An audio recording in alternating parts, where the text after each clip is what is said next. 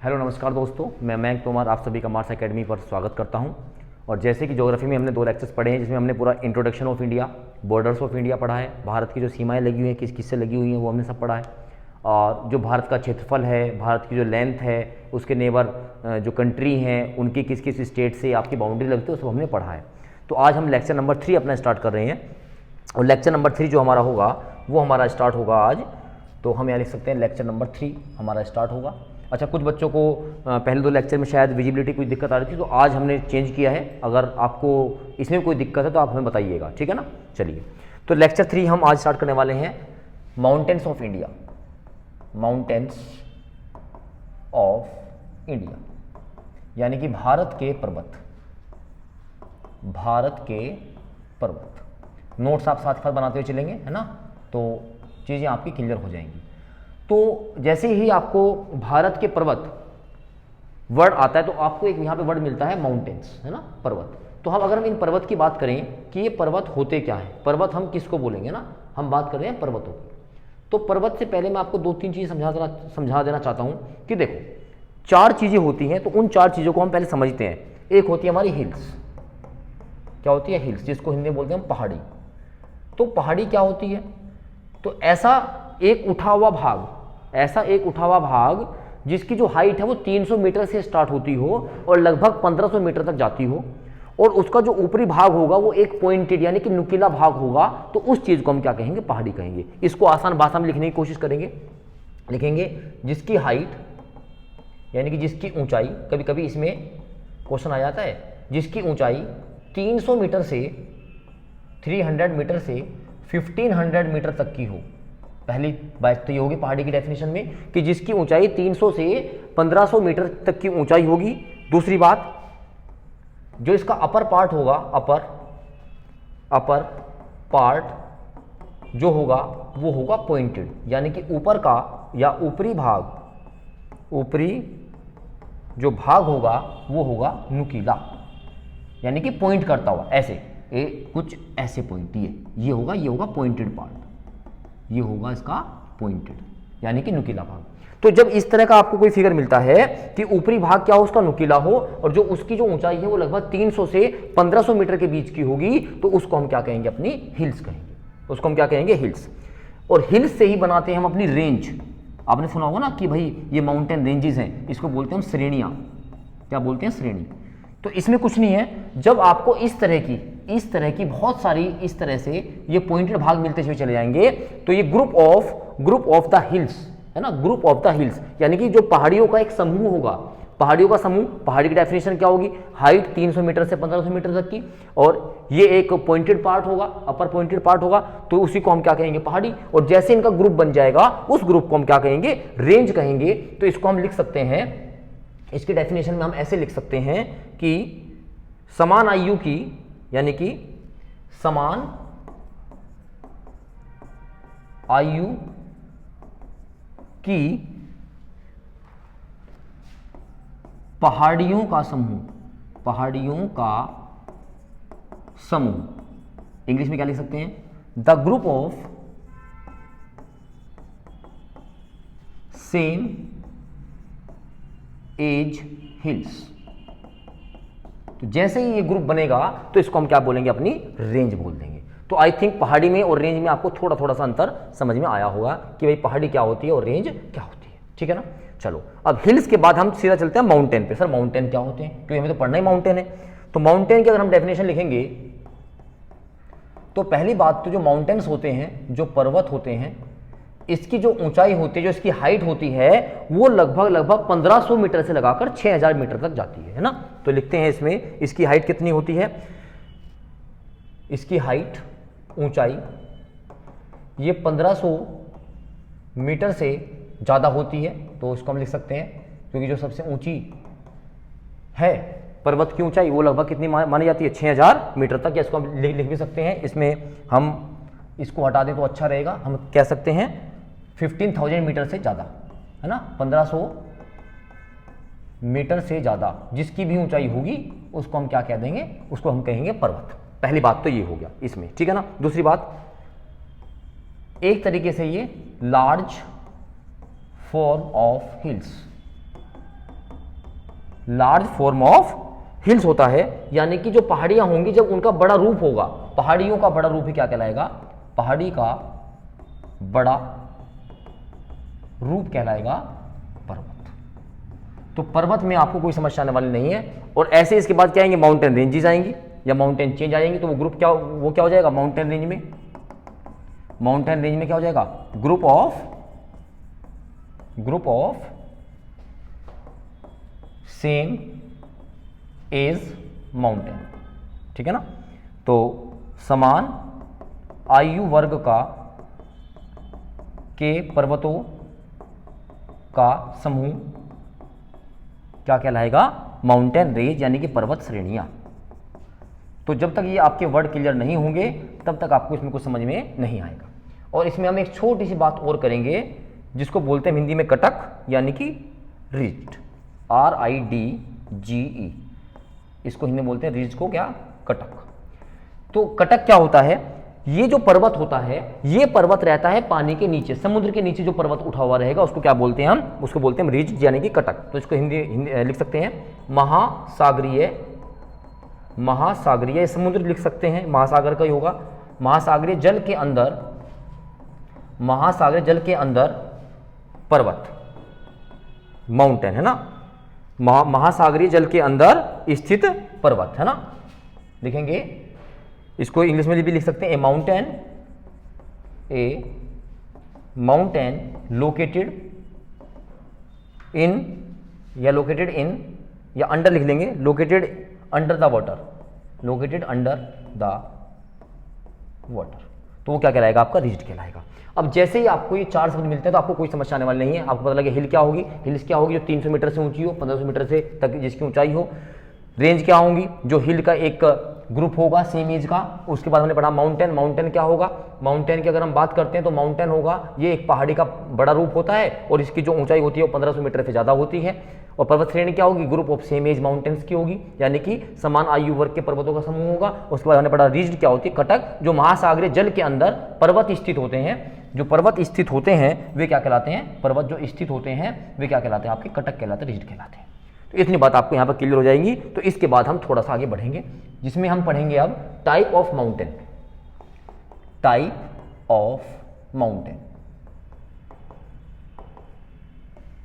पर्वतों के प्रकार।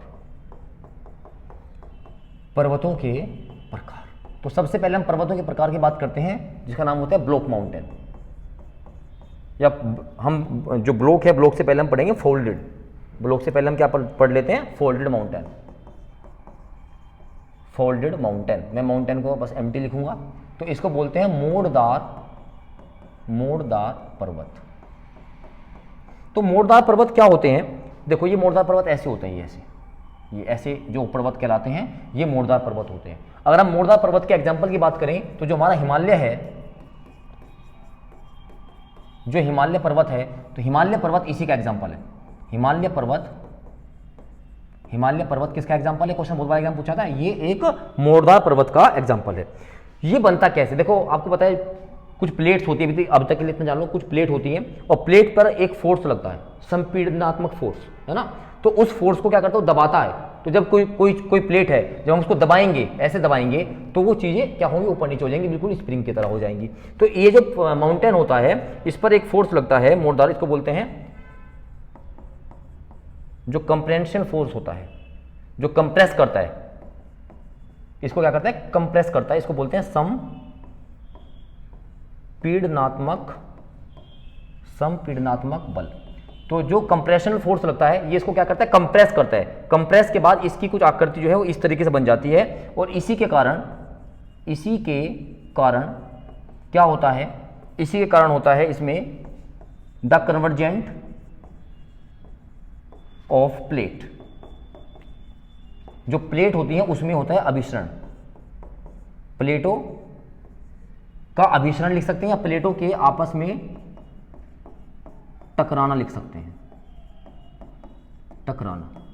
तो जब इसका कन्वर्जेंट होगा तो कन्वर्जेंट के साथ ही आपको क्या बनेगा, एक फोल्डेड माउंटेन बनेगा। तो दो बात याद रखेंगे आपको, मोड़दार पर्वत किससे बनता है, जो आपका जो कंप्रेंशन फोर्स होता है, जब इसको हम कंप्रेस करेंगे उससे बनता है, यानी कि संपीड़नात्मक बल लगेगा, उसके कारण क्या होगा, the convergent of the plates, जो प्लेट होती है उसमें अभिसरण होंगे, वे आपस में टकराएंगे और इसी के कारण आपका क्या बनता है, फोल्डेड माउंटेन बनता है। और जो हिमालय पर्वत है, हिमालय पर्वत आपका फोल्डेड माउंटेन का ही क्या है, एक एग्जांपल है। तो पहला पार्ट रहा आपका फोल्डेड माउंटेन। फोल्डेड के बाद हम पढ़ेंगे अपना सेकंड नंबर पे ब्लॉक माउंटेन। ब्लॉक माउंटेन, तो ब्लॉक माउंटेन को बोलते हैं हम हिंदी में भ्रंश पर्वत। क्या बोलते हैं इसका, भ्रंश पर्वत। तो इस भ्रंश पर्वत को एक बार देखेंगे, जैसे समझिएगा ये हमारी प्लेट्स हैं, ये हमारी कुछ क्या है, प्लेट्स। तो इसमें जो हमारा बल लगता है, जो ये फोर्स लगता है, इससे ये जो प्लेटें होती हैं ये जाती हैं कुछ बाहर की तरफ। इसमें बल लगता है, जो फोर्स लगता है, तो ये फोर्स जो होता है ये अपोजिट लगता है, अपोजिट डायरेक्शन में, अपोजिट डायरेक्शन, यानी कि ये फोर्स लगता है आपका विपरीत दिशा में। और जैसे ही विपरीत फोर्स लगेगा, इस बल का नाम देते हैं हम tension force, tension force, tensional force, tensional force. और इसको हिंदी में बोलेंगे हम तनाव बल। भाई जाहिर सी बात है, जब आप दो चीजों को ऐसे खींचेंगे, यूं खींचेंगे, तो उसके बीच में जब लगेगा, क्या लगेगा, टेंशन, जब उसके बीच में क्या होगा, तनाव होगा, तो ये जो प्लेट वाला हिस्सा होगा ये नीचे आ जाएगा, ये आ जाएगा नीचे। जैसे इसमें एक डायग्राम बनाने की कोशिश करते हैं। जैसे मान लो ये एक प्लेट थी और ये प्लेट आपकी यहाँ पे थी, इसको ऐसे खींचा गया, तो ऐसे खींचा गया तो ये हिस्सा जो प्लेट का होगा ये नीचे आएगा, कुछ ये इस तरह से नीचे आएगा, और इधर से भी ये हिस्सा कुछ नीचे आ जाएगा, और ये हिस्सा कुछ यहाँ पे नीचे आ जाएगा, और ये आपका नीचे रहता है मैग्मा भरा हुआ। तो ये जो ये इस तरह का पार्ट बनता है, यही आपका क्या कहलाता है, ब्लॉक माउंटेन कहलाता है। ये आपका कहलाता है ब्लॉक माउंटेन। मेरी बात समझ पाए होंगे, दोबारा से देखेंगे। इसी को बोलते हैं भ्रंश पर्वत, इसी को बोलते हैं भ्रंश पर्वत। देखो जैसे ये प्लेट लगी हुई थी, प्लेट ये खींची आपस में, तो जो बीच का हिस्सा होगा ये टूट जाता है ना, जब ये खींचेगी तो ये टूट जाएगा, तो टूट के कहाँ जाएगा, नीचे की तरफ आ जाएगा। ये तो अपनी जगह पे रहेंगी, नीचे मैग्मा भरा हुआ है, तो यानी कि जो ये नीचे वाली चीज आएंगी, इसी को हम क्या बोलते हैं, इसको बोलते हैं भ्रंश पर्वत, या इसको हम बोलते हैं rift valley, rift valley, rift valley. भ्रंश घाटी भी इसको बोला जाता है, भ्रंश घाटी, भ्रंश घाटी। और अगर हम इसकी बात करें भारत में इसके एग्जाम्पल की, भाई जो भ्रंश पर्वत है, इसको अगर हम इसका एग्जाम्पल लेना चाहेंगे, तो आपकी जो विंध्याचल पर्वत है, विंध्याचल जो पर्वत है,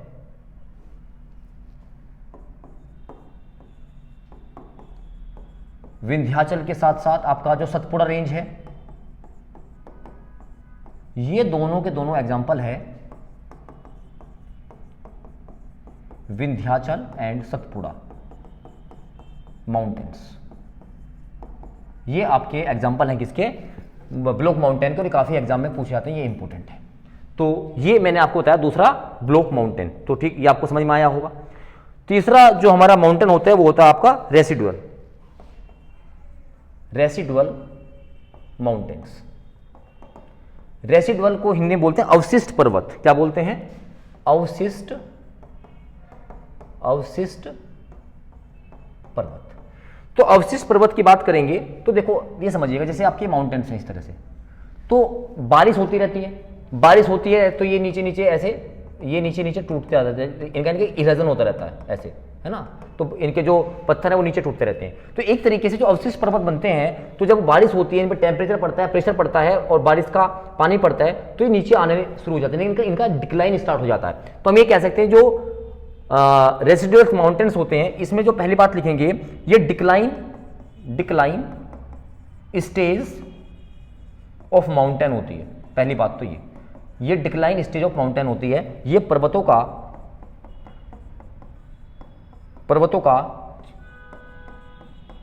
जो पर्वतों का जो क्षरण होता है, इसको प्रदर्शित करता है, पर्वतों के क्षरण को प्रदर्शित करता है। पहली बात तो ये हो गई इसकी कंफर्म, ठीक है ना। अब जाहिर सी बात है, जब इस पे बारिश का पानी पड़ेगा, जो टेम्परेचर होगा, तो इनकी जो हाइट होगी वो कम होगी, इनकी जो हाइट होगी, हाइट क्या होगी इनकी, कम, हाइट कम हो रही होगी, बोलो हाँ है ना, हाइट कम हो रही होगी, ठीक है ना। तो हाइट कम होती रहती है।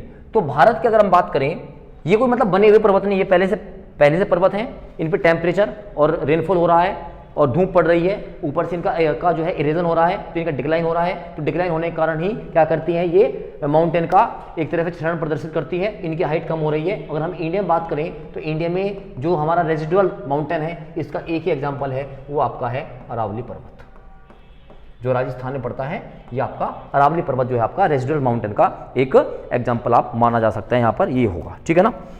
चलिए, तो ये कहानी यहाँ पर होती है, ठीक है ना। चलिए अब हम बात करते हैं, अब हम जहाँ पढ़ने वाले थे, अब हम अपना मेन जो टॉपिक है हम उसको लेंगे, जो हमारा है हिमालय पर्वत, जो आज हमें पढ़ना है। तो हम लिखेंगे हिमालय माउंटेन। देखो अगर मैं आपको ये बातें ना बताता पहले तो भी काम चल जाता, लेकिन आपको समझ में शायद ना आता। तो ये आपकी थोड़ी बेसिक टर्म थी जो मैंने आपको बता दी, हिमालय पर्वत।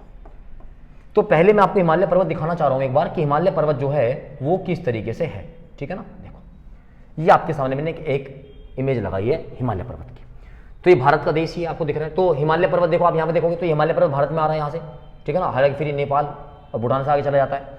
ये आपका रहा, ये रहा ग्रेटर हिमालय, ठीक है ना। ये रहा लेसर हिमालय और ये रहा आपका शिवालिक रेंज। तो आप यहाँ पे देखोगे तो यहाँ पर आप देखोगे, अगर आपने मैप को थोड़ा सा देखा होगा, इसमें लद्दाख का रीजन भी है, इसमें जम्मू कश्मीर का रीजन भी है, इसमें आपको देखोगे यहाँ पर आपका हिमाचल प्रदेश का रीजन आ जाएगा, उत्तराखंड का रीजन आ जाएगा आपका, ठीक है ना। तो ये जो भारत, और इधर हम जाएंगे तो ये हमारा ईस्टर्न हिमालय होगा, जिसमें अरुणाचल प्रदेश आपका जाएगा, सिक्किम आपका जाएगा, ठीक है ना। ये आपका सिक्किम का पार्ट दिखाई दे रहा होगा आपको, ये सिक्किम वाला पार्ट है, ये आपका पूरा अरुणाचल प्रदेश का पार्ट है। तो यानी कि ये आपका हो जाएगा ईस्टर्न हिमालय। तो हम बात कर रहे हैं तो हिमालय को कुछ इस तरीके से हम पढ़ने वाले हैं, ठीक है ना। तो 3 पार्ट हमने पढ़े हैं भारत के अंदर। एक तो ग्रेट हिमालय आपका होगा, ग्रेट हिमालय के बाद आपका लेसर हिमालय, जिसको आप मिडिल हिमालय बोलोगे, और एक आपके शिवालिक रेंज हो जाएंगी। तो 3 हिमालय हम पढ़ रहे हैं, ठीक है ना। तो इसको आप इस तरीके से ही समझेंगे। चलिए, तो हिमालय रेंज की अगर हम बात करेंगे सबसे पहले तो लिखेंगे यह एक, पहली बात तो यह एक मोड़दार पर्वत है, लिखेंगे यह एक मोड़दार पर्वत है, पहली बात तो यही होगी। It is a folded mountain, यह एक मोड़दार पर्वत है, यानी कि मैं यहां लिखता हूं फोल्डेड माउंटेन। पहली बात तो ये होगी फोल्डेड माउंटेन है। दूसरी बात, यह विश्व का सबसे नया पर्वत है, यह विश्व का सबसे नया पर्वत है, न्यूएस्ट माउंटेन, न्यूएस्ट माउंटेन। तो मोड़दार पर्वत हो गया, विश्व का सबसे नया पर्वत हो गया, और यह विश्व का सबसे ऊंचा पर्वत है, सबसे ऊंचा पर्वत है, वर्ल्ड की बात कर रहे हैं, highest mountain of the world, विश्व का सबसे ऊंचा पर्वत है, ठीक है ना। और विश्व का सबसे ऊंचा पर्वत होगा तो जाहिर सी बात है जो विश्व की सबसे ऊंची चोटी होगी वो भी इसी पर्वत पे होगी। अगर हम बात करें विश्व की सबसे ऊंची चोटी की, है ना, सबसे ऊंची चोटी, हाईएस्ट पीक, ये दुनिया की बात कर रहे हैं। तो हाईएस्ट पीक की अगर हम बात करते हैं बच्चे, हाईएस्ट पीक, तो आप जानते हो, सबको पता ही है, माउंट एवरेस्ट, माउंट एवरेस्ट। और आपको पता है इसकी जो ऊंचाई है वो कितनी है, 8,848 मीटर इसकी क्या है, ऊंचाई है। अच्छा, इसी को जो माउंट एवरेस्ट है, अगर हम इसकी बात करें तो जब हम नेपाल में जाते हैं तो नेपाल में, जो आपका नेपाल देश है, नेपाल में इस माउंट एवरेस्ट को कहा जाता है सागर माथा, सागर माथा इसको कहा जाता है, कहां पर, नेपाल में। और अगर आप नेपाल से नीचे आओगे, नेपाल से नीचे आओगे या इसी को अगर हम कहें चीन या तिब्बत, चीन या तिब्बत, तो चीन या तिब्बत में माउंट एवरेस्ट का जो नाम है वो हो जाता है चोमोलुंगमा, चोमोलुंगमा, लुंगमा।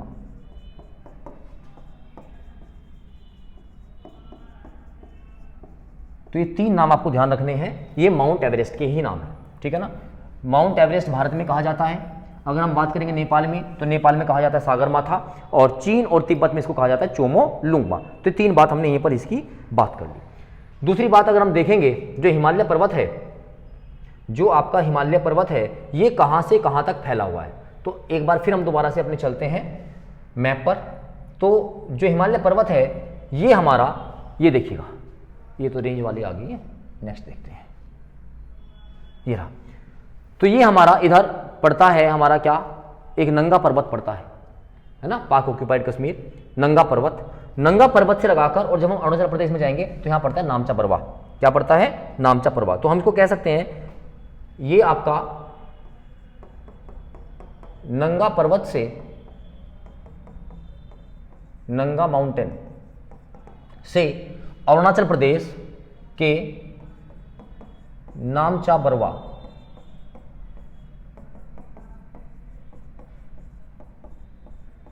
नामचा बरवा तक फैला हुआ है ना। नंगा पर्वत से लगाकर कहां तक, नामचा बरवा तक इसका क्या है, एक्सपेंशन है। अगर हम इसकी लेंथ की बात करते हैं, इसकी लंबाई की बात करें, चलो हम वापस उसी पेज पे चलते हैं, यहीं पे लिखते हैं। इसकी लंबाई की अगर हम बात करते हैं, हिमालय पर्वत की लंबाई, हिमालय पर्वत की जो लंबाई है, लेंथ ऑफ हिमालय, ये आपकी है 2425 किलोमीटर, 2425 किलोमीटर। तो 2425 किलोमीटर आपकी हिमालय पर्वत की क्या हो जाती है, लंबाई। दूसरी बात इसी में देखेंगे, जो इसकी शेप है, आकृति, हिमालय पर्वत की जो आकृति है, शेप, तो अगर आप देखोगे थोड़ा सा यहाँ पर ध्यान से, अगर आप यहाँ पर एक लाइन खींच दो, है ना, यहाँ पर अगर आप एक लाइन खींच दो, बिल्कुल सीधी की सीधी, ऐसे सीधी सीधी एक लाइन खींच दो यहाँ पे, ये देखो मैं यहाँ पे खींच के बता देता हूँ आपको।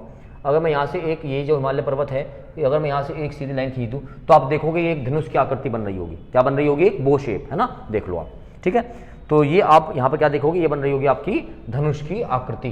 तो इसकी जो शेप है वो क्या है, आपकी बो शेप, है ना, शेप, इसकी आकृति कैसी है, बो शेप। ये क्वेश्चन भी एग्जाम में पूछा गया है, इसकी आकृति कैसी है, इसकी आकृति है धनुषाकार आकृति है। तो हिमालय की आकृति कैसी है, धनुषाकार आकृति इसकी है, ठीक है ना। चलो दूसरी बात मैंने बता ही दिया भाई, ये बना कैसे है, ये the convergent of the plates, प्लेटों के अभिसरण से बना है। इट्स फॉर्मेशन, दोबारा लिख देता हूं मैं, इट्स फॉर्मेशन फ्रॉम द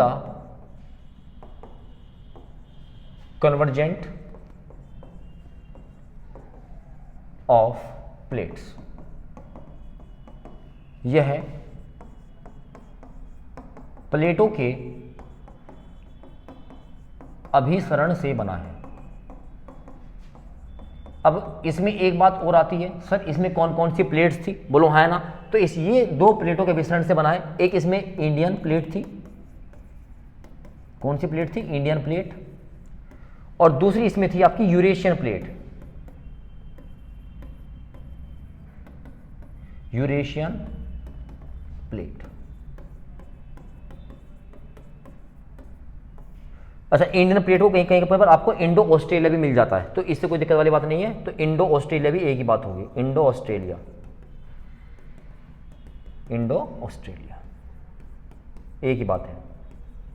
तो इंडो ऑस्ट्रेलिया या इंडियन और यूरेशियन प्लेट के कन्वर्जेंट अभिसरण से बना है हमारा हिमालय पर्वत, और इसकी आकृति कैसी है, बो शेप है। बताइए इतनी बात समझ में आई या नहीं आई, ठीक है ना, इतनी बात आपको समझ में आनी चाहिए। अब देखो जैसे ये प्लेट है आपकी, तो इसमें आपका जो है कन्वर्जेंट चलता रहता है, तो कभी ऊपर कभी नीचे होती रहती है। तो अभी भी ये माना जाता है कि हिमालय का निर्माण हो रहा है, और जो हिमालय है उसकी ऊंचाई बढ़ रही है। तो बहुत सारे वैज्ञानिकों ने ये बताया है, जो हिमालय है उसकी जो ऊंचाई है वो 7 सेंटीमीटर पर ईयर बढ़ रही है, 7 सेंटीमीटर पर ईयर इसकी ऊंचाई बढ़ रही है, ठीक है ना। चलो खैर, तो हम कह सकते हैं कि अभी भी जो है हिमालय का निर्माण जो है वो चल रहा है, ठीक है ना। चलिए, और ये एक क्या है, फोल्डेड माउंटेन है। चलो, तो अब हम बात करते हैं अपने ग्रेट हिमालय की। अब हम बात करेंगे अपने ग्रेट हिमालय की, देखेंगे इस ग्रेट हिमालय को।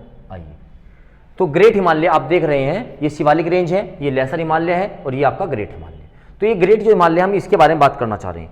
तो ग्रेट हिमालय आपको पता होगा, आप देखेंगे तो हमारा हिमालय होगा, ये इसका मेन पार्ट होगा, ये इसका मुख्य भाग होगा, और ये इतनी ऊंचाई पर है बच्चों कि यहाँ पर हमेशा बर्फ रहता है। हमेशा क्या रहता है, यहाँ पर बर्फ। लगभग इसकी जो औसत ऊंचाई है हिमालय की, वो हम लिखवा भी देंगे, ये 6000 मीटर के आसपास है। तो हमेशा यहाँ बर्फ पड़ा रहता है, तो यहाँ पर कोई वेजिटेशन तो हो ही नहीं सकता, ठीक है, कोई वेजिटेशन यहाँ पे नहीं होगा। दूसरी बात, जब यहाँ पर यहाँ पर बर्फ पड़ रहा था तो इसी को हम क्या बोलते हैं, हिमाद्री बोल देते हैं। क्या बोलते हैं, हिमाद्री। और जाहिर सी बात है, जब ये सबसे ऊंचा पार्ट होगा हिमालय का, तो जो सबसे ऊंची चोटियाँ भी होंगी वे इसी पे स्थित होंगी। वे हो सकता है उत्तराखंड में स्थित हो, वे हो सकता है नेपाल में स्थित हो, वो हो सकता है सिक्किम में स्थित हो, वो हो सकता है अरुणाचल प्रदेश में स्थित हो। तो यहाँ से इतनी बात आ जाती है। तो अब हम इसी के बारे में बात करेंगे। तो अब हम एक अलग से हेडिंग लगा लेते हैं अपना, the great Himalaya. The great Himalaya, the great Himalaya, महान हिमालय। यानी अच्छा, एक बात और समझेंगे हम, हिमालय के मैं वहां बता चुका आपको, हिमालय के 3 भाग हैं। हिमालय कितने भाग हैं, 3 भाग में। यहाँ ऊपर थोड़ा सा लिख भी देता हूँ इसमें ऐड करके, 3 पार्ट्स ऑफ हिमालय। ये क्वेश्चन एक बार आया था, 3 पार्ट ऑफ हिमालय। मैं इसको हटा देता हूँ यहाँ से, 1 मिनट रुक जाओ। 3 पार्ट ऑफ हिमालय, हिमालय के 3 भाग हैं। पहला द ग्रेट हिमालय, इसको हिंदी में बोल देंगे महान हिमालय। दूसरा लिखेंगे मिडिल हिमालय या लेसर हिमालय, हिंदी में बोल देंगे इसको मध्य हिमालय। और तीसरा लिखेंगे शिवालिक,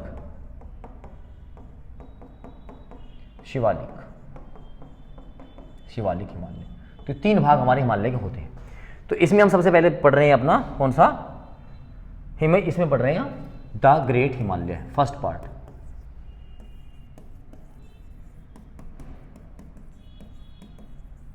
तो द ग्रेट हिमालय में हम केवल 3 बातें पढ़ रहे हैं यहाँ पे, जो इसकी इंपॉर्टेंट बातें हैं। पहली बात तो क्या है, this is the main part of Himalaya, main part of Himalaya. यह हिमालय का मुख्य भाग है, यह हिमालय का मुख्य भाग है। दूसरी बात, highest part of Himalaya, Himalaya का सबसे ऊंचा भाग है, हिमालय का सबसे ऊंचा भाग है। तो आपको पता लग गया, जहां सबसे ऊंचा भाग है तो सबसे ऊंची चोटी भी इसी पे ही होंगी। इसकी औसत ऊंचाई, एवरेज हाइट, इसकी औसत ऊंचाई लगभग 6000 मीटर है। इसकी औसत ऊंचाई लगभग कितनी है, 6000 मीटर है। और जो ये हाईएस्ट पार्ट है हिमालय का सबसे ऊंचा भाग है, इसी को बोलते हैं हिमाद्री। क्या बोला जाता है इसको, हिमाद्री, क्योंकि हमेशा ये बर्फ से ढका रहता है, तो इसको हम क्या बोल सकते हैं, हिमाद्री भी बोल सकते हैं। ठीक है ना। चलिए, इतनी बात समझ में आ गई सबको। तो अब इसकी कुछ रेंजेस हैं जो मैं आपको बता रहा हूं, जो हमारे एग्जाम के हिसाब से भी क्या हो सकती है, इंपॉर्टेंट हो सकती है। चलिए, तो सबसे पहले हम देखेंगे ये फैला हुआ है कहां से। अच्छा, एक बात और बताओ मुझे यहीं पर, कि जब ये सबसे ऊंचा पार्ट है बर्फ से ढका हुआ है, तो यहाँ पर ग्लेशियर भी होंगे। भाई ग्लेशियर जब पिघलेंगे तभी तो हमारी नदियों का निर्माण होता है, तो यहाँ पर कुछ ग्लेशियर भी हैं, तो यहीं पर ग्लेशियर भी मिलेंगे। क्या मिलेंगे यहीं पर, ग्लेशियर, ग्लेशियर।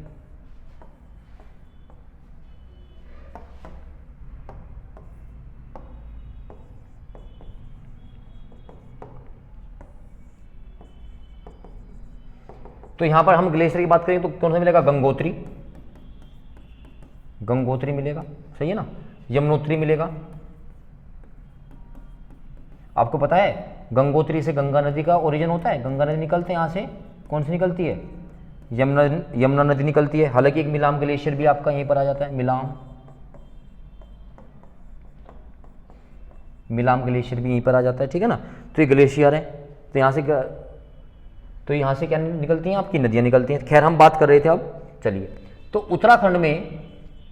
उत्तराखंड में इसकी जो सबसे ऊंची चोटियां हैं वो कौन सी, जैसे आपकी बद्रीनाथ, किसकी, ग्रेटर हिमालय की, केदारनाथ, बद्रीनाथ, केदारनाथ और त्रिशूल,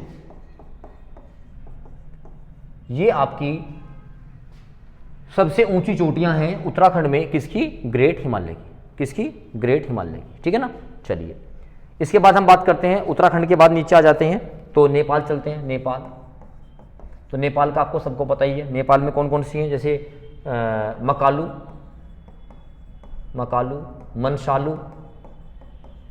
मनशालू, धोलागिरी,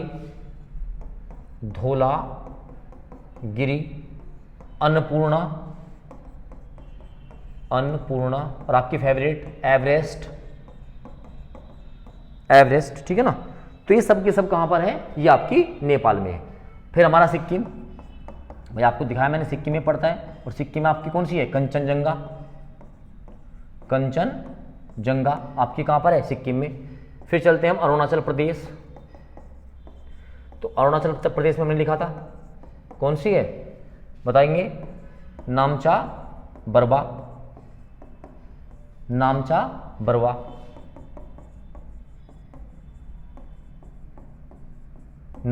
पर्वत कहां पर आपका, सिक्किम में, अरुणाचल प्रदेश में। तो ये इसकी कुछ ऊंची चोटियां हैं, तो आप देखेंगे 1 2 3 4 5 6 7 8 9 10 हमने लिखवा दी है, और नंगा पर्वत तक तो इसका एक्सपेंशन है ही। तो ये बात पूरी आ जाती है किसकी, ये बात आ जाती है हमारी ग्रेटर हिमालय की। ये रहा ग्रेटर हिमालय, तो हम इसकी बात कर रहे थे ग्रेटर हिमालय की, ठीक है ना। तो ग्रेटर हिमालय था, तो इसी पे ये चोटियां हमारा क्या है, सारी चोटियां रखी हुई हैं, ठीक है ना। एक इसमें हमारा डायग्राम था। चलो अब हम इसके बाद बात करते हैं बच्चे लेसर हिमालय, ठीक है ना। क्या बात करते हैं, लेसर हिमालय या मध्य हिमालय, मिडिल हिमालय। मिडिल हिमालय को कहा जाता है लेसर हिमालय।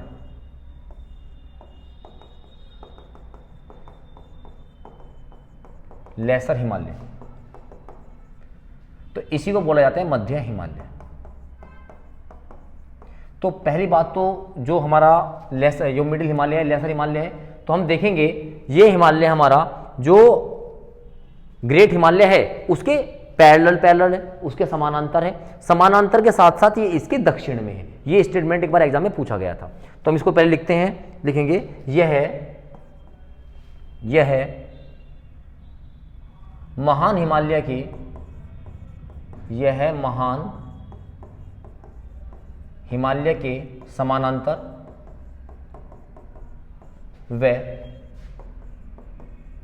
दक्षिण दिशा में है।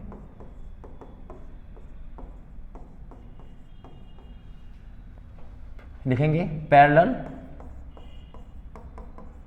And in the south of great Himalaya, ठीक है ना। Parallel and in the south of great Himalaya, पहली बात तो ये होगी। दूसरी बात, इसको लेसर हिमालय कहते हैं, ये बात आप नोट कर लीजिएगा। इसी को लेसर हिमालय कहते हैं, हिंदी में लेसर लिखा जाएगा। इसी को लेसर हिमालय,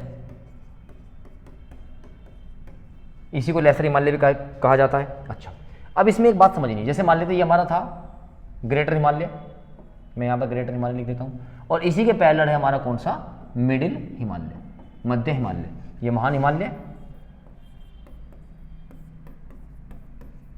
और ये महान हिमालय के साथ साथ हमारा कौन सा है, मध्य हिमालय।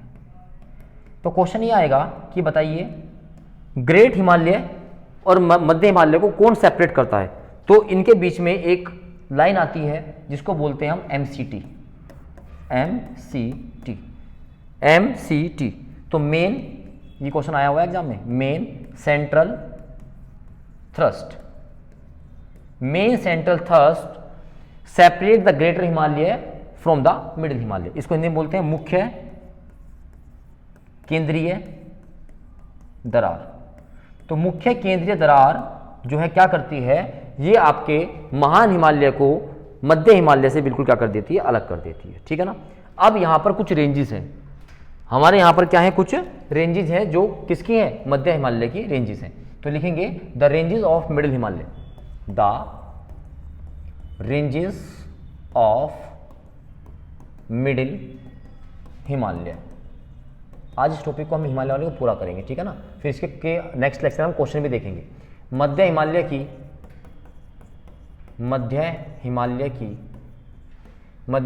की पर्वत श्रेणियां। तो सबसे पहले हम बात करते हैं पीर पंजाल। किसकी बात करते हैं हम, पीर पंजाल। तो 1 मिनट में आपको ये श्रेणियां भी दिखाना चाहूंगा, 1 मिनट का समय दीजिएगा। ये हमारे पास नहीं है अभी, इसको मैं एक बार ओपन कर लेता हूँ।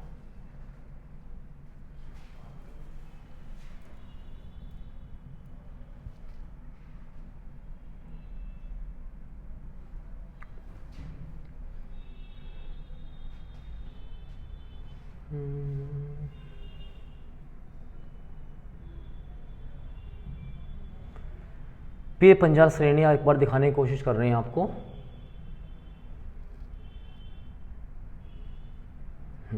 देखो,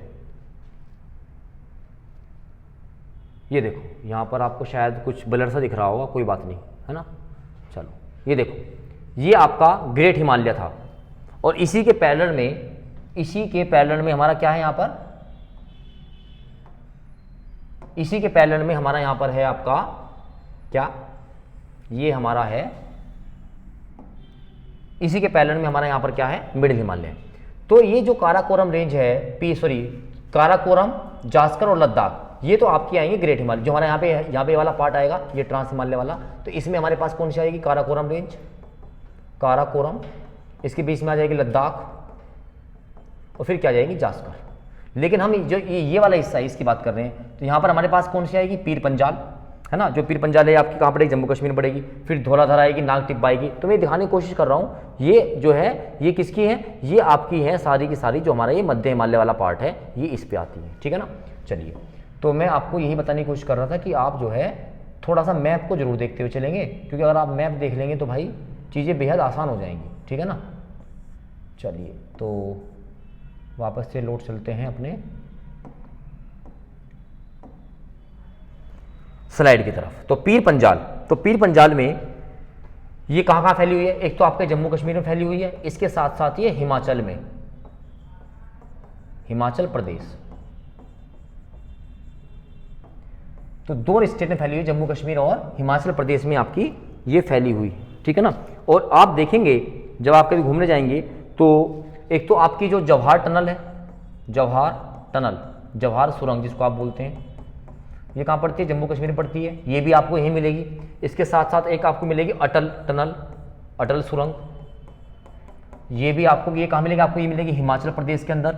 और आपकी एक टनल आपकी और है जिसका नाम है T49 टनल, यानी कि सुरंग, तो ये आपको मिलती है जम्मू कश्मीर में। तो ये सुरंग भी आपको पीर पंजाल श्रेणी में ही मिलती है, ठीक है ना। जवाहर सुरंग जम्मू कश्मीर, अटल सुरंग हिमाचल प्रदेश और T49 सुरंग ये मिलती है आपको जम्मू कश्मीर के अंदर।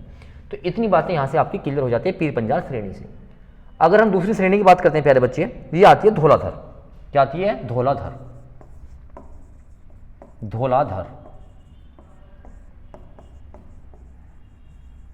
धौलाधर श्रेणियां। तो धौलाधर श्रेणी की अगर हम बात करते हैं तो ये आपके हिमाचल प्रदेश के साथ साथ उत्तराखंड में फैली हुई है। किसमें, हिमाचल प्रदेश और उत्तराखंड में फैली हुई है आपकी धौलाधर। इसके बाद हमारी बात करते हैं हम नाग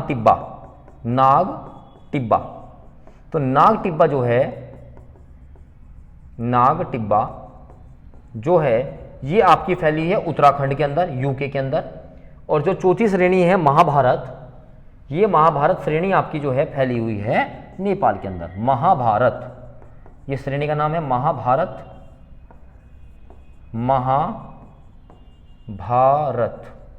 ये आपकी फैली हुई है कहां पर, नेपाल के अंदर। बताइए इतनी बात समझ में आई या नहीं है। तो हम कह सकते हैं कि भाई जो हमारा लेसर हिमालय है, जो हमारा मिडिल हिमालय है, उसकी हमारे पास 4 श्रेणियां हैं। और वे 4 श्रेणियां कौन कौन सी हैं, एक पीर पंजाल जो आपकी जम्मू कश्मीर और हिमाचल प्रदेश के अंदर फैली हुई है। इसके बाद हमारे पास पीर पंजाल के बाद आपके पास आ जाती है धौलाधर जो आपकी हिमाचल प्रदेश और उत्तराखंड में फैली हुई है। फिर हमारी नाग टिब्बा जो कंप्लीटली उत्तराखंड में स्थित है, और महाभारत जो आपकी नेपाल में स्थित है। तो ये 4 श्रेणियां हो जाती हैं। अच्छा, इसमें एक बात और, अच्छा इसमें हमारी कुछ वैली भी मिलती है, यहाँ पर हमारी कुछ वैली घाटियाँ भी मिलती है। लेसर हिमालय में कुछ वैली मिलती हैं, घाटियाँ, आपने नाम सुना होगा पहले, जैसे कश्मीर घाटी, कश्मीर वैली, कश्मीर घाटी। तो कश्मीर वैली में एक लैंड पाई जाती है, एक सोयल पाई जाती है, एक मिट्टी पाई जाती है, जिसका नाम है करेवा। क्या नाम है इसका, करेवा। तो करेवा मिट्टी क्या होती है,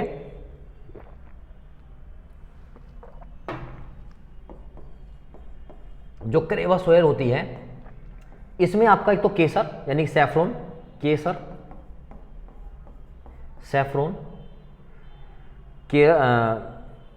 यानी कि सैफ्रॉन, और इसमें आपके मसाले स्पीसीज़ और आपका एप्पल यानी कि सेब, ये बहुत अच्छा होता है, इनका हाई प्रोडक्शन होता है, ठीक है ना। तो पूछा जाता है ये करेगा भूमि कहाँ पाई जाती है, कश्मीर घाटी में पाई जाती है, और इसमें जो केसर है यानी सैफरोन है, मसाले हैं, सेब हैं, ये अच्छी इसमें मिलती है।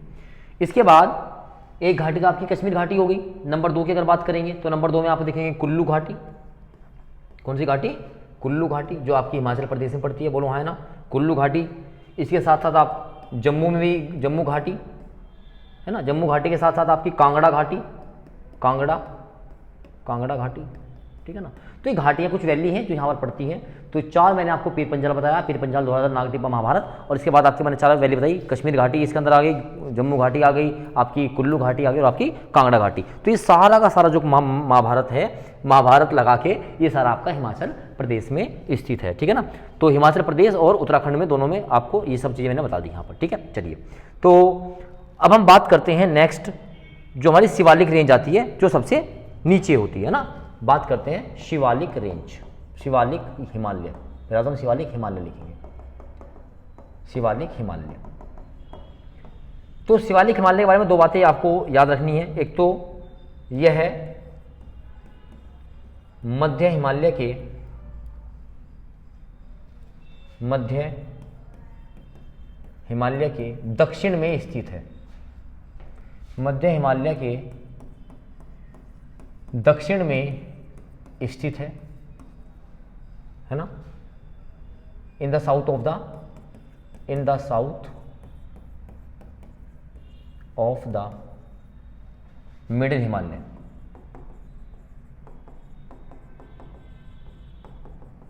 In the south of the middle Himalaya. पहली बात तो यही होगी, ठीक है ना। Second, it is outer Himalaya,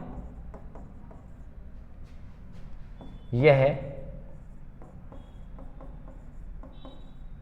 बाह्य हिमालय है,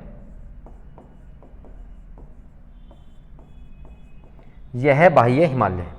अच्छा, इसी को यंग हिमालय भी कहा जाता है, नोन एज यंग हिमालय, क्योंकि अभी भी इसका क्या हो रहा है, इसका विस्तार हो रहा है। तो ये यंगेस्ट पार्ट है, यह सबसे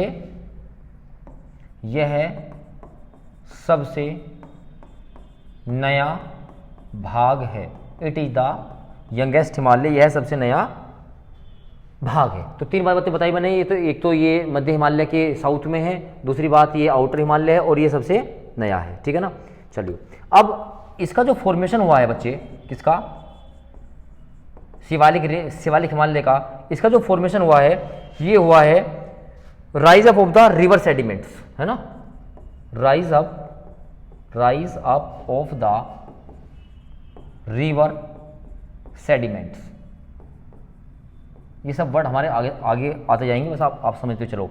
नदियों के अवसादों के ऊपर उठने से। तो आपको पता है जब भी कोई रिवर होगी, रिवर की जो वैली होगी, अगर उसका किसी भी चीज़ का वो निर्माण कर रही है, तो वहाँ पे फोसिल्स जरूर मिलेंगे। वहाँ पे क्या मिलेंगे आपको, फोसिल्स, यानी कि जीवाश्म। वहाँ पर आपको मिलेंगे जीवाश्म, फोसिल्स।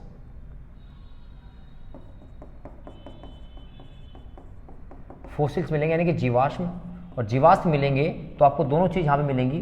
पहला, पेट्रोलियम भी मिलेगा,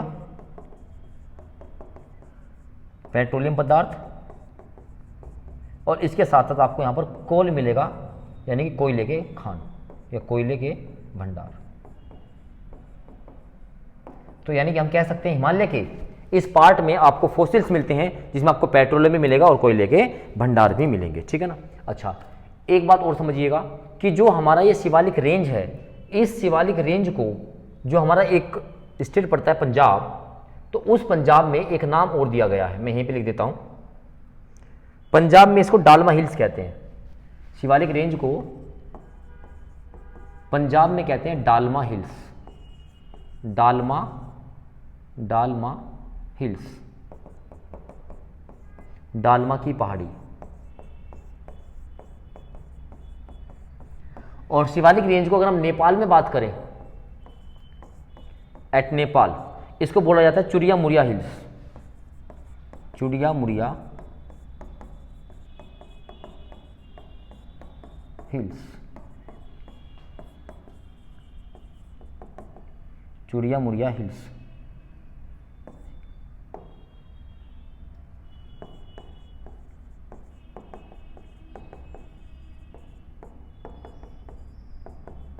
चुरिया मुरिया हिल्स।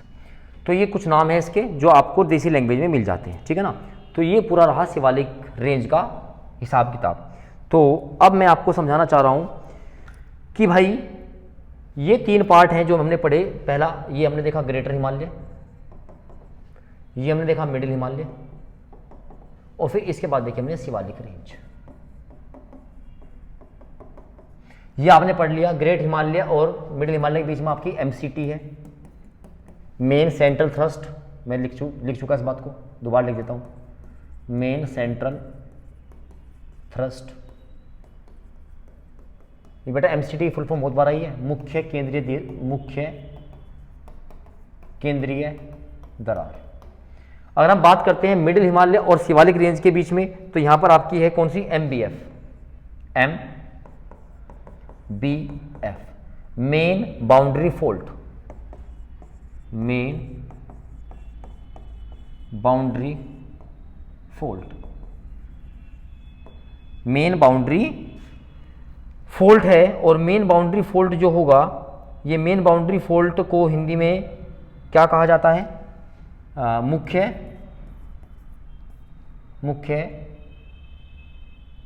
Boundary fault. भाई मुख्य बाउंड्री फोल्ट को देख लेना एक बार क्या कहा जाता है, ठीक है ना। इसकी हिंदी, मुझे इसकी थोड़ी हिंदी नहीं पता है, ठीक है ना। चलिए खैर, हाँ, अब जो शिवालिक रेंज है और यहाँ पर हमारे स्टार्ट हो जाते हैं प्लेन्स, मैदानी भाग। तो इनको अलग करने के लिए यहाँ पर आपका आता है, वो आता है HFF। इसका नाम क्या होगा, हिमालय फ्रंट फोल्ट लाइन। इसको हिंदी में बोलते हैं हिमालय अग्र भ्रंश रेखा। तो हिमालय अग्र भ्रंश रेखा जो है, ये शिवालिक रेंज को मैदानी भागों से क्या करती है, अलग करती है, ठीक है ना। इसको बोला जाता है भाई मुख्य सीमा भ्रंश, मुख्य सीमा भ्रंश। तो ध्यान रखेंगे, ग्रेट हिमालय को मिडिल हिमालय से अलग करती है आपकी MCT, main central thrust. Middle Himalaya को शिवालिक रेंज से अलग करती है मेन बाउंड्री फोल्ट, और शिवालिक रेंज से जो मैदानी भाग होते हैं उनको अलग करता है हिमालय फ्रंट फोल्ट लाइन, ठीक है ना। तो ये आप थोड़ी सी बात यहाँ पर रखेंगे। और इसके साथ साथ में एक छोटा टॉपिक हो रहा है ट्रांस हिमालय। देखो जो ट्रांस हिमालय है, मैं आपको बताऊं तो ट्रांस हिमालय की बात करेंगे तो भाई ट्रांस हिमालय आपका जो है ये एक अलग ही पार्ट है, ठीक है ना। तो आप समझ सकते हैं ट्रांस हिमालय, ग्रेट हिमालय के ऊपर का जो भाग है, इसकी रचना हिमालय से पहले ही मानी जाती है। तो ट्रांस हिमालय इसके ऊपर की जो रचना है उसी को माना जाता है, ठीक है ना। चलिए, तो बात करते हैं हम इसके बाद अपनी नेक्स्ट की। तो देखेंगे यहाँ पर एक हेडिंग लगाएंगे छोटा सा, trans Himalaya. Trans Himalaya,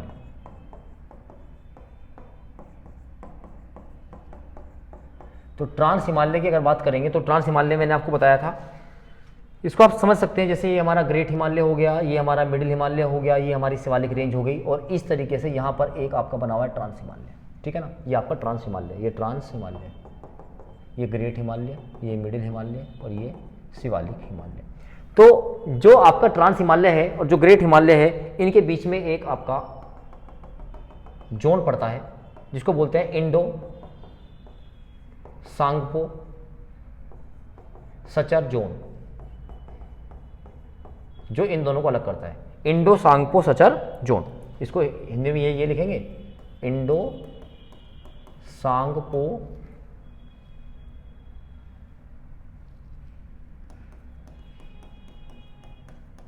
suture zone, जो ट्रांस हिमालय को ग्रेट हिमालय से अलग करता है, ठीक है ना।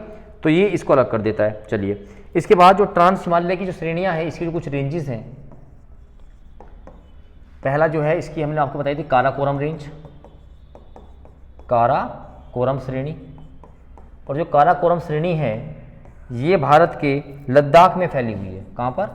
लद्दाख। और आपने एक बात सुनी होगी, लद्दाख में इसकी जो सबसे ऊंची चोटी है वो है K2 गोडविन, पता है ना?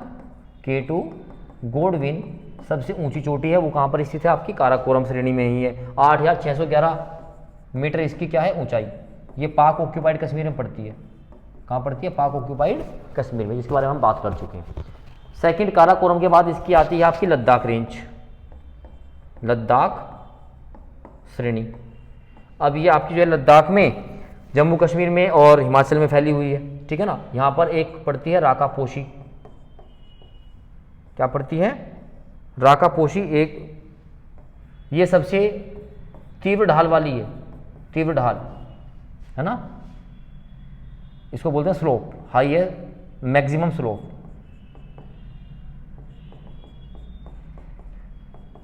मैक्सिमम स्लोप वाली यहाँ पर एक क्या पड़ती है? एक चोटी पड़ती है। इसका, इस चोटी का, राकापोशी जो है, इस चोटी का, इस हिल का सबसे तेज ढाल है पूरी दुनिया में। ये कौन सी श्रेणी पड़ती है? ये पड़ती है लद्दाख में। और एक आपकी आती है जास्कर रेंज। इसमें आपकी जो नुब्रा रिवर है ना, तो जब हम पढ़ेंगे रिवर्स के बारे में तो यहीं पर आती है। तो ये आपकी जम्मू कश्मीर के साथ साथ हिमाचल प्रदेश के साथ साथ उत्तराखंड में बहती है। और इस पर सबसे जो ऊंची चोटी है वो है माउंट कमेट, माउंट कामेट। तो माउंट कामेट जो है इसकी सबसे ऊंची चोटी मानी जाती है, ठीक है ना। तो ये कहानी रही इसकी आपकी ट्रांस हिमालय की। तो हिमालय में इतना ही सब कुछ आता है, तो मैंने आपको सब चीज़ें बताई हैं, तो कोशिश की है मैंने आपको सब बताऊं, ठीक है ना। तो एक इसका ईस्टर्न हिमालय वाला थोड़ा सा पार्ट रह गया है, तो उसको भी एक बार देख लेंगे, क्योंकि उसमें आपकी बहुत सारी हिल्स बनती हैं, ठीक है ना। जैसे इसमें मिजो हिल्स आएंगी, ठीक है ना, डाफला की पहाड़ियाँ आएंगी, तो ये सब आपकी ईस्टर्न जो हिमालय होगा ये सब उसके अंदर आ जाएंगी, ठीक है ना। तो मिकिर की पहाड़ी सब उसके अंदर आएंगी। तो ये सब मैंने आज आपको हिमालय वाला पूरा टॉपिक कराया है, तो अच्छे से आपको समझ में आया होगा। मैंने सब कुछ आपको यहाँ से देखो, एक बार देखोगे तो भारत के पर्वत पहाड़ियाँ सब कुछ बताया, कैसे क्या हो रहा है, ठीक है ना, किसको क्या कहते हैं, और हिमालय के कितने पार्ट हैं, क्या क्या सब चीज़ें आपकी इसमें आ गई हैं, ठीक है ना। तो उम्मीद करता हूँ आपको सब चीज़ें समझ में आ रही होंगी। अच्छा, मैं कभी भी आपसे नहीं बोलता हूँ कि चैनल को आप सब्सक्राइब करो या फिर वो करो, लाइक करो या कुछ भी करो। अगर आपको लगता है कि हाँ सर अच्छा करा रहे हैं, तो प्लीज़ इसको आप शेयर भी कर सकते हैं दोस्तों के साथ। मेहनत लगती है हर चीज़ के अंदर, और थ्योरी बहुत कम लोग पढ़ाते हैं, ठीक है ना, सिर्फ क्वेश्चन करा देते हैं। और आप देखिएगा जब हम इसकी थ्योरी पूरी करेंगे और क्वेश्चंस करेंगे तो आपको बहुत मजा आने वाला है, ठीक है। तो उम्मीद करता हूँ अपने दोस्तों के साथ बिल्कुल शेयर करेंगे इसके, जो आपके स्टेटस वगैरह हैं आपके सोशल मीडिया प्लेटफॉर्म्स हैं उस पर आप जरूर लगाएंगे, लाइक जरूर करें, ठीक है ना। और आपका रेस्पॉन्स अच्छा मिल रहा है, ठीक है ना। हमारा छोटा सा चैनल है अभी, और 500 के आसपास हमें लोग देख रहे हैं, यदि तो हम काफ़ी अच्छा कर रहे हैं। तो आप लोगों का प्यार ऐसे ही मिलता रहना चाहिए। तब तक के लिए जय हिंद, जय भारत, थैंक यू।